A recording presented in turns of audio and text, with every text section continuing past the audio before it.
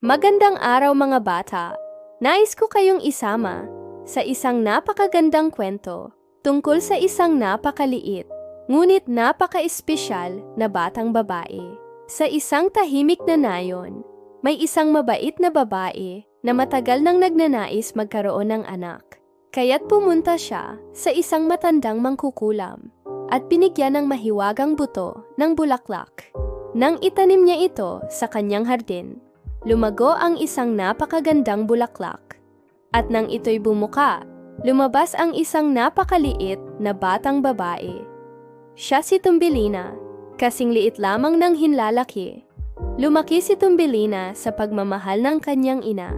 Mahilig siyang kumanta, sumayaw, at makipaglaro sa mga insekto sa hardin. Napakasaya ng kanyang buhay. Subalit isang gabi, may dumating na sakim na palaka. Nadiskubre niya si Thumbelina at dinala palayo upang ipakasal sa kanyang anak. Ngunit mabait ang mga nilalang ng ilog. Tinulungan siya ng mga isda at paru-paro upang makatakas. Napadpad si Thumbelina sa gubat kung saan nakilala niya ang isang mayamang daga. Gustong ipakasal siya nito sa isang matandang nunong talangka. Nalungkot si Thumbelina, ngunit hindi siya sumuko. Sa kanyang paglalakbay, nakilala niya ang isang sugatang ibon. Inalagaan niya ito hanggang sa gumaling. Sa pasasalamat, dinala siya ng ibon sa kaharian ng mga bulaklak. Doon nakilala ni Thumbelina ang prinsipe ng mga bulaklak.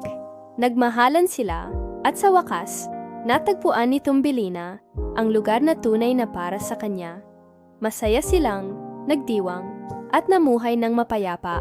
Mga minamahal na bata, tandaan ninyo, kahit gaano kaliit ang isang tao, may malaking halaga siya.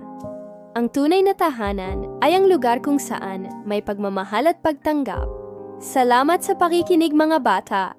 Kung nagustuhan ninyo ang kwento ni Thumbelina, i-like, share, at mag-subscribe sa Janina Kids Storybook Channel. Para sa mas marami pang mga kwentong magpapasaya sa inyo, hanggang sa muli!